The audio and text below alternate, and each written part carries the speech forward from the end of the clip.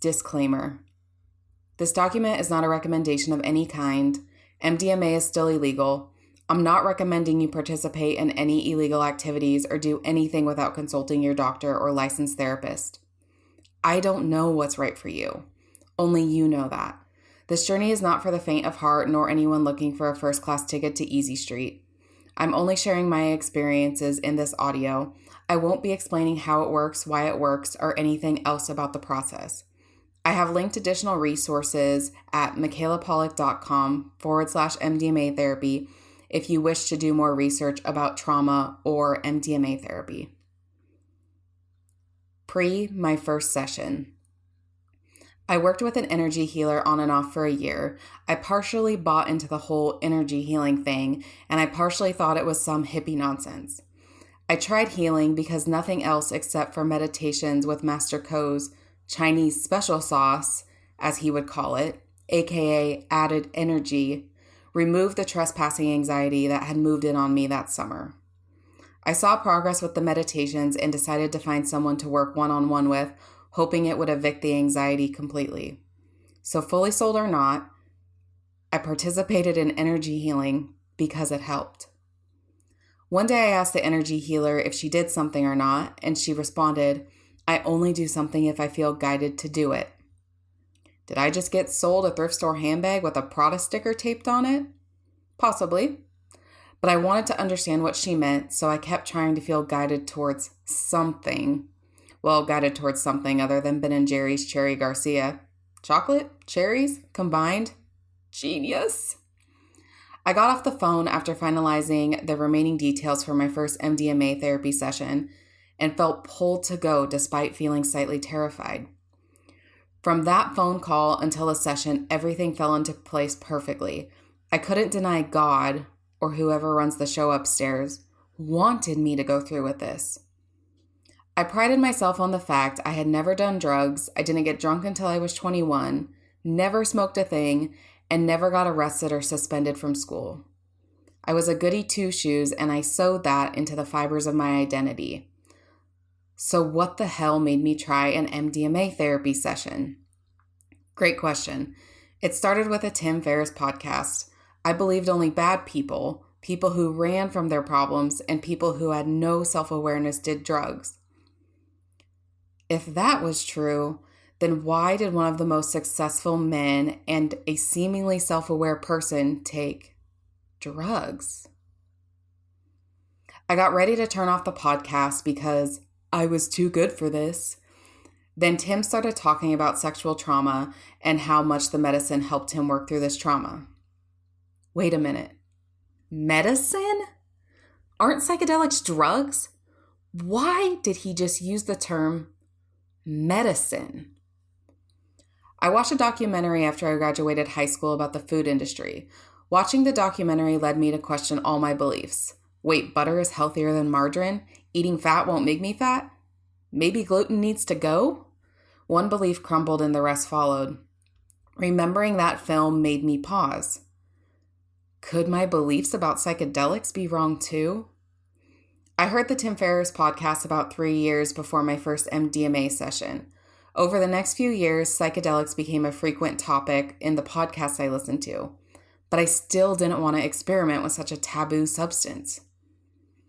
I started going to personal development seminars in 2019.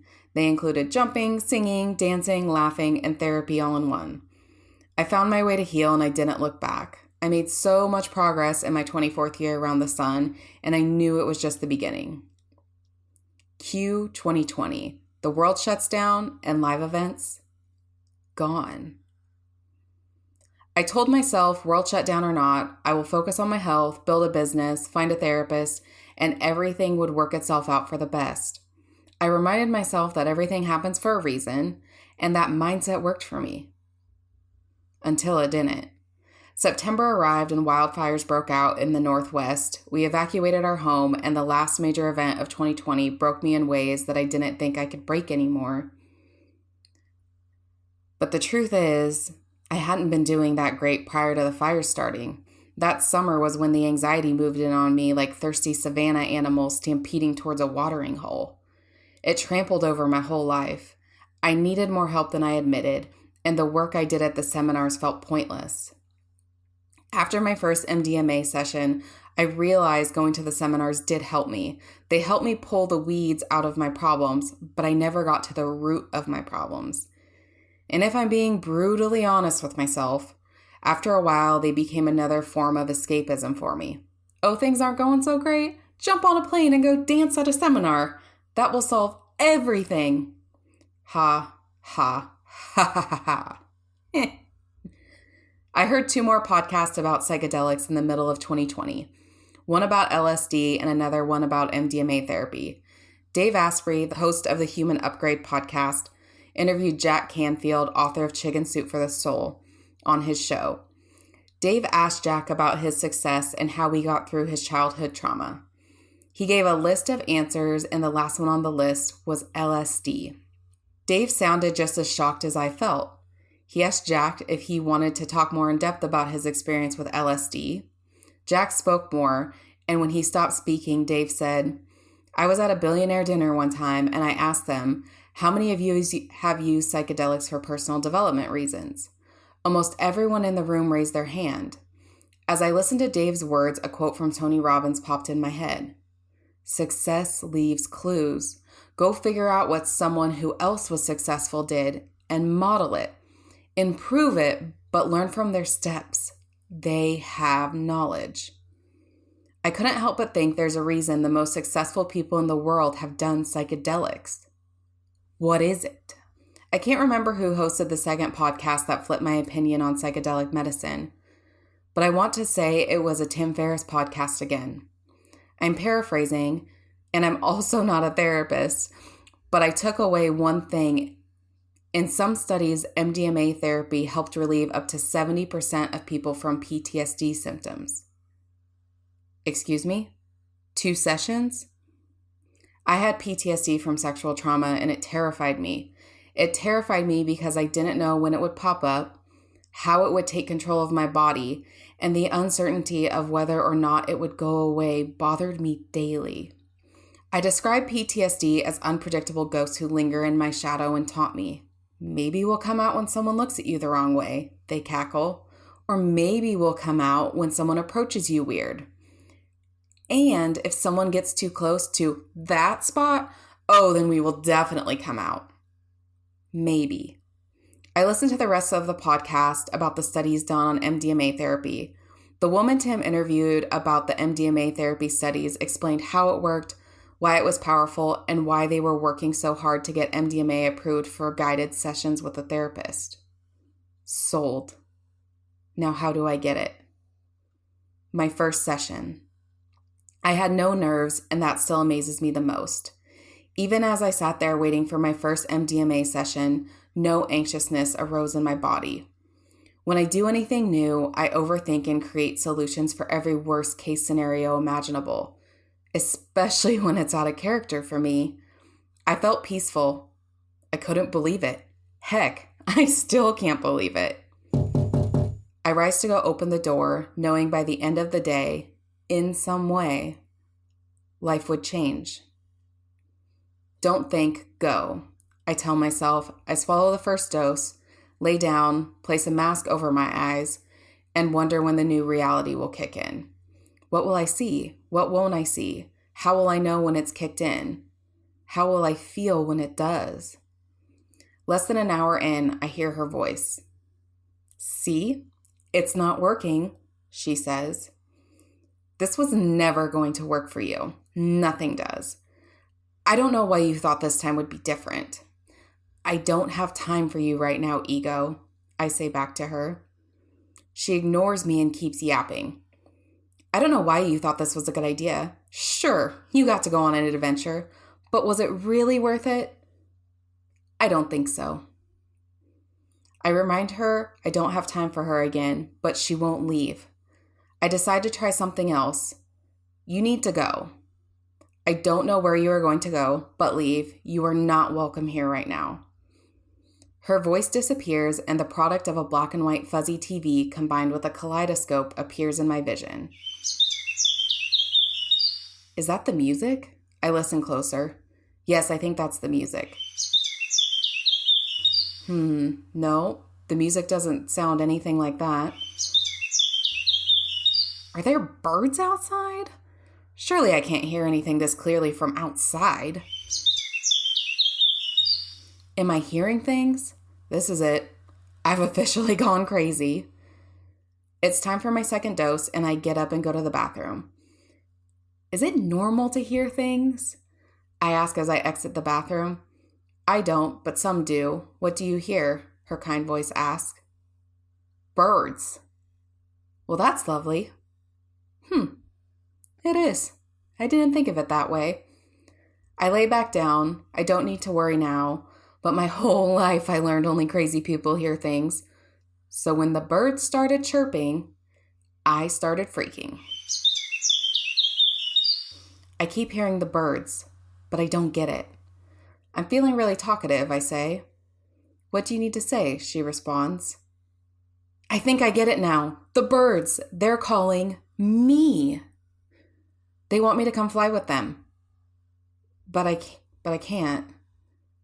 I'm locked in a cage. Can you open the cage? I reach my hand through the bars and undo the lock. I can. I exit the cage. I'm flying with the birds, I say. I stop talking and fly up into the clouds. We soar through the clouds. A woman sits crisscross applesauce on the cloud ahead. Something inside me knows I need to talk to her. I fly over and sit on the cloud across from her. Sun rays glow from her. She feels peaceful, loving, and is absolutely stunning.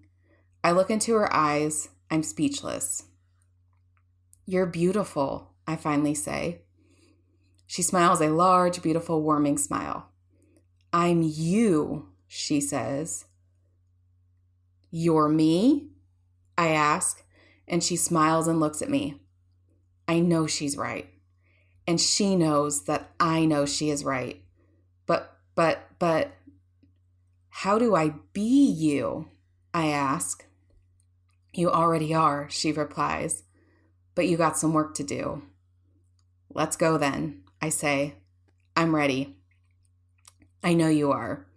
She smiles at me and disappears with the clouds. It gets dark. Pressure clenches my heart. I know what's coming. It's him. The rat. The horse trainer who molested me when I was 12. I started calling him the rat because during that time I couldn't say his name without grinding my teeth, and it was the worst thing I could call him without swearing. I look up at his face as he leans down to kiss me. I want to hide. I want to run away. I want anything but to feel his wet lips against mine. Oh God, please, not again. His lips get an inch away from mine when, instead of cowering down, instead of leaving my body, my hand flies up between his face and mine. No, that's not okay. He stares at me, then leans back in to kiss me. My hand goes up again. No, I said, that's not okay. My shoulders go back. I feel more confident. No, that's not okay. He looks at me in disbelief. I turn and exit the house. I walk out of the house and into my old office building. Why am I here? I ask. This doesn't make sense. I look to my right where a former coworker, who I despise with every fiber of my being, stands. What the hell is she doing here? How'd she move to Arizona? Then every moment she threw me under the bus, and every critical word that left her mouth hits me like a tidal wave. My body tightens. I watch myself cry in the office. Why am I here? Why are these moments washing over me? Why does everything she said to me still bother me? What the... Wait a minute. I wonder if this will work again. I point my finger at her. No, that's not okay. She stares, then opens her mouth to speak again. I cut her off, stand straighter, and deepen my voice. No, that's not okay. I said that's not okay. You do not get to speak to me like that. Is this it? That it's not okay? My shoulders go back once more. I stand even straighter in the vision, and my body straightens on the bed as well. This is so wild. I return to the clouds and sit across from the woman. What else can I do to be more free? I ask her. She looks down at the ground A dark room full of cages sits below me. Cages like the one I was locked in earlier.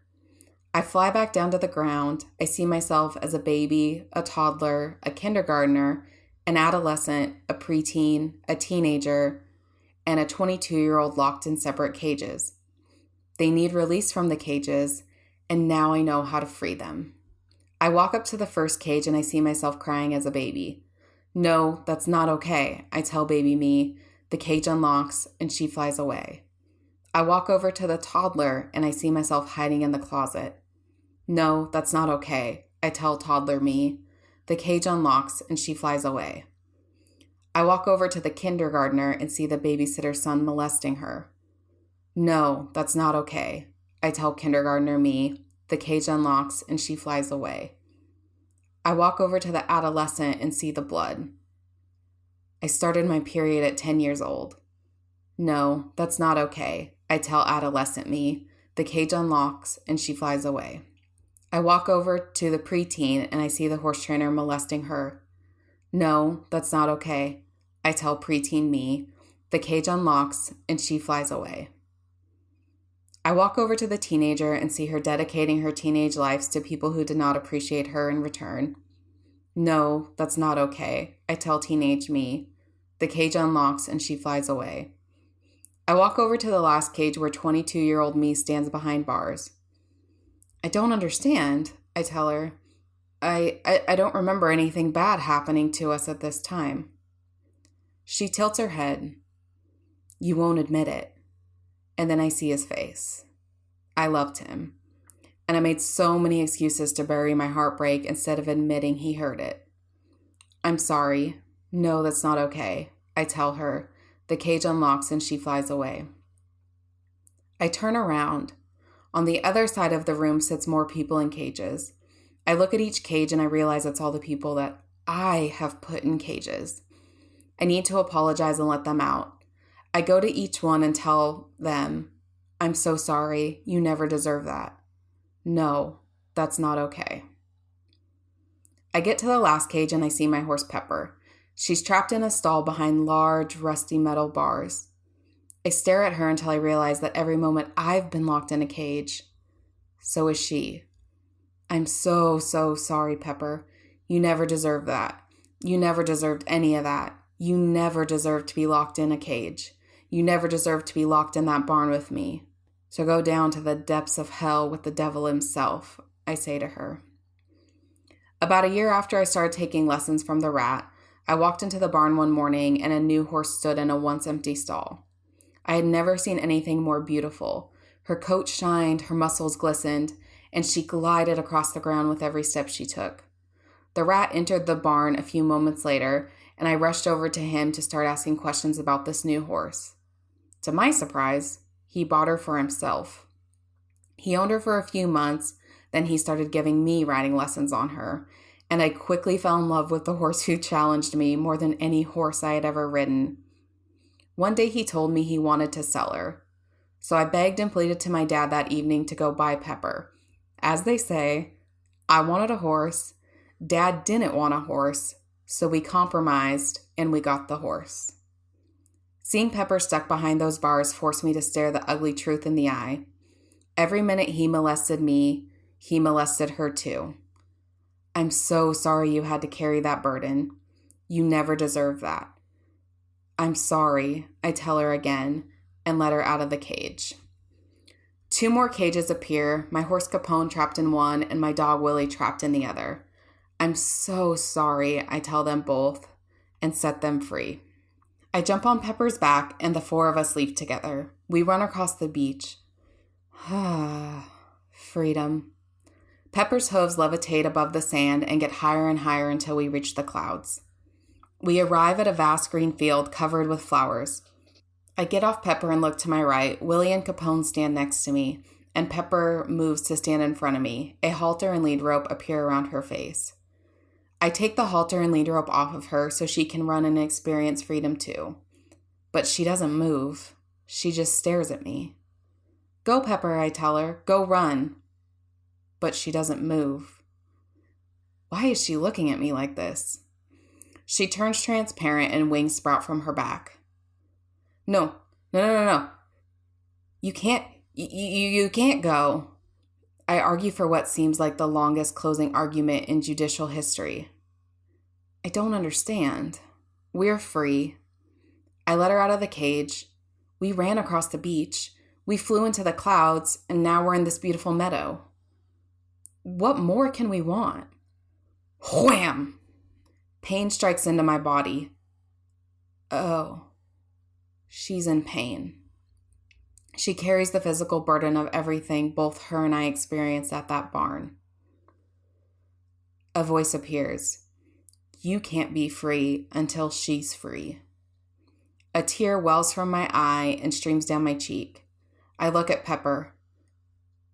If it's that bad, can you just lay down? Go to sleep? Please don't make me make this call. I won't leave you, she replies. It's your decision. I can't. I won't. I just can't lose you. We argue again for what seems like hours, but this time I argue with myself because I know what's best for her and I know what's worse for me, and I can't make a compromise between the two. The scene dissolves and we fade into a different field. It looks familiar, but it's not one of the fields from home. A black horse walks toward us. It looks like my best friend's horse. I turn my head towards Pepper. You will be free if you go stay at my friend's? At her house? She doesn't reply. She turns around and runs off with my friend's horse. I know it's a compromise that won't set either one of us fully free, but I promise I will do what's best for her when I return home. I will do whatever I need to do to set her free.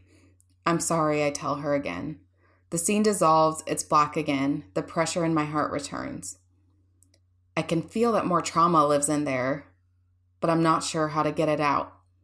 The woman in the clouds reminds me to ask, what else can I do to be more free?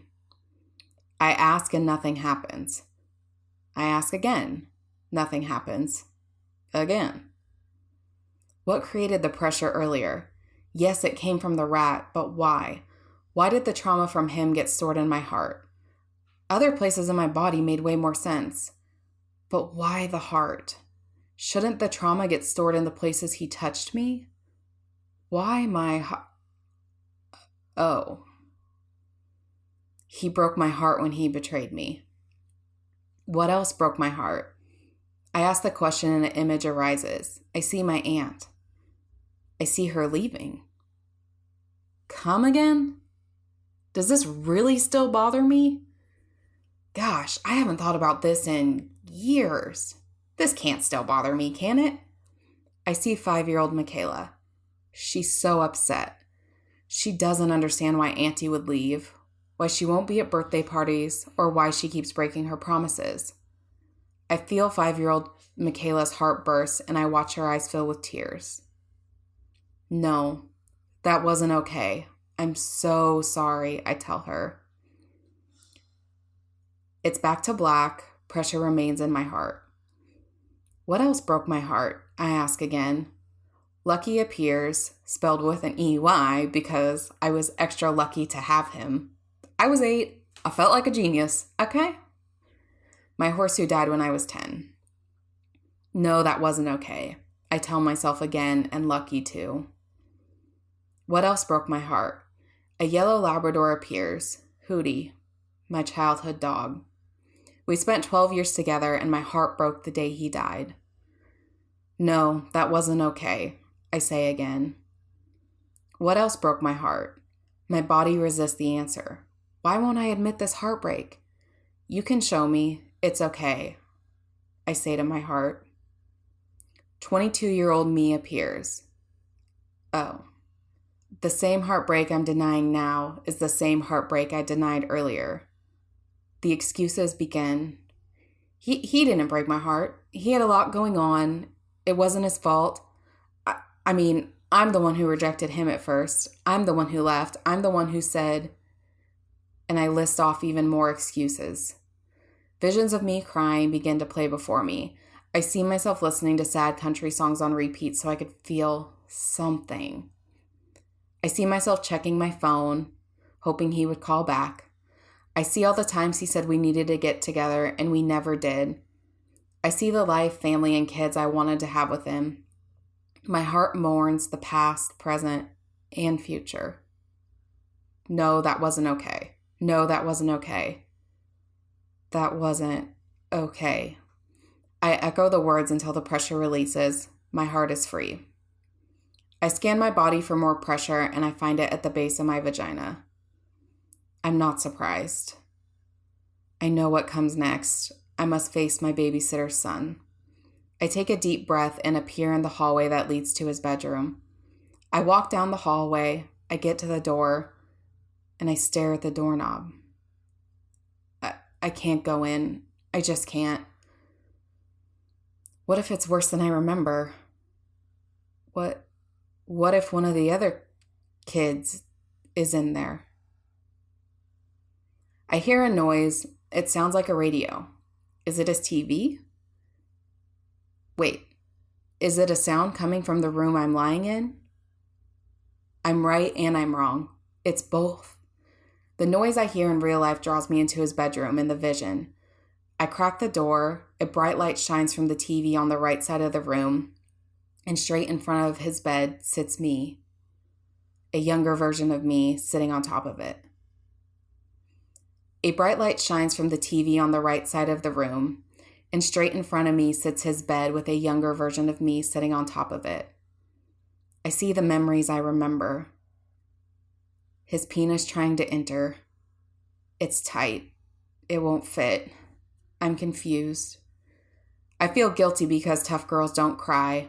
I shake it off and stand straighter. No, that's not okay, I say, and the scene fades.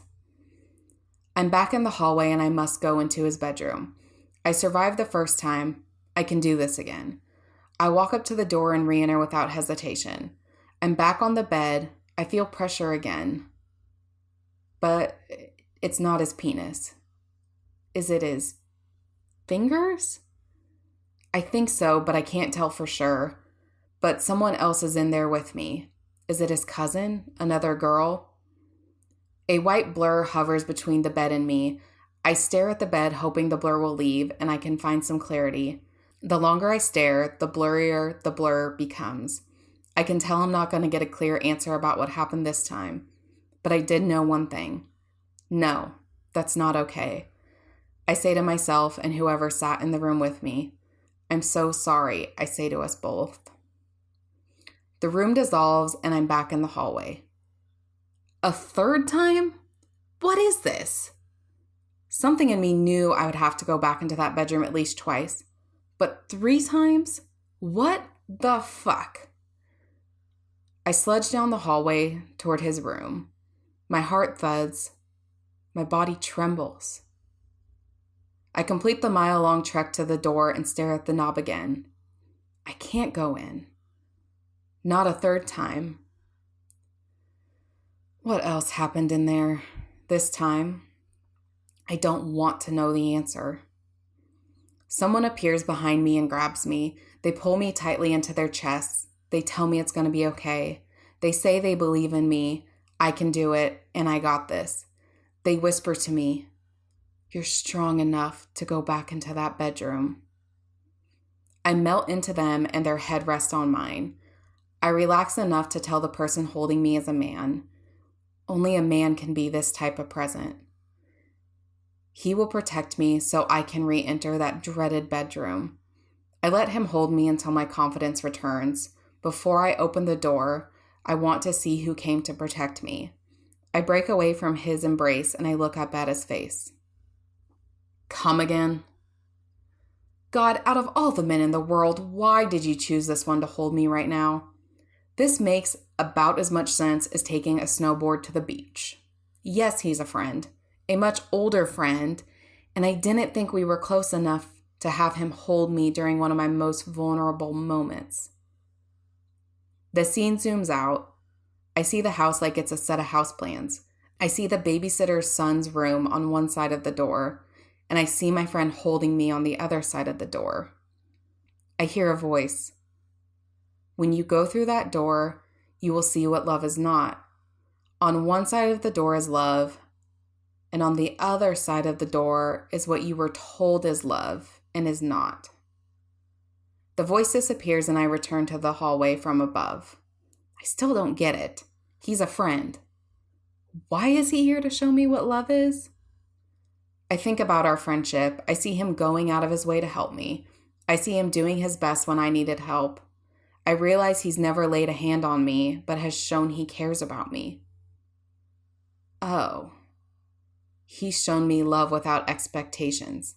He's shown me unconditional love in a way that no one else has. I look up at his face one last time. He nods and kisses me on the head. I turn the knob and step through the doorway. I look to my right. The light from the TV shines so brightly that I can't see anything but the corner of the bed closest to me. I'm confused because I'm the only person in the room. I look around. What am I looking for? I can't see anything through this damn light. My eyes scan the room again. I look down at the corner of the bed. I found it. The porn magazine. The magazine opens. The tan brunette couple having sex bleeds from the pages. The scene has played in my head for years. Watching him go grab the magazine from his brother's room, turning the pages, setting the magazine on my lap, and telling me, "This is what we have to do." His voice replays, "This is what we have to do. This is what we have to do. This is what we have to do. This is what we have to do." His voice fills the room. My lungs tighten. My skin itches. My eyes squint. My ears burn. And my body crunches. Wait a minute. I breathe and stand up. My vocal cords erupt from my mouth. No, it's not. This is not love. What was on the other side of this door? That is love. No, that's not okay. This is not okay. I grab the magazine and throw it into the blinding light. The magazine and room disappear. I'm back in my body. The medicine has started to wear off, but I want to ask a few more questions while I still feel more open than when I'm sober. I meditate on the question, what else can I do to be more free? For a few more minutes, images of my friends and family appear, and I see experiences of all shapes and sizes that create trauma and keep us trapped in cages. This is the biggest mistake I made on my healing journey, and why I believe I quit seeing progress after doing some work. Something would happen, pain would arise, then I would bury the pain if it didn't feel significant enough for me to define it as trauma. Obviously, experiencing sexual assault twice had an impact on me. I addressed the clear impacts of those traumas immediately and frequently because I didn't function well if I didn't.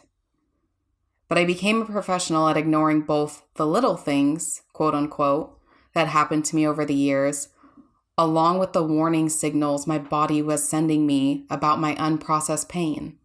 Stomach problems? Oh, that's nothing. Back pain? No big deal. Everyone deals with a little back pain. Having a desire to run away every time I get overwhelmed? Well, no one's perfect. Little did I know the pain and signals I ignored built up over time and caused me not to function so great either. What else can I do to be more free? I ask again. My sister, parents, grandparents, and great-grandparents appear by my side. We sprint off into a field. We are free. Together. I feel done for the day. I sit up and her kind voice asks, "So, where have you been?" My heart tries to wrap around everywhere I went, everything I saw, and I can't believe so much can happen in a short window of time. I shake my head in disbelief. Now I know why they call it a trip.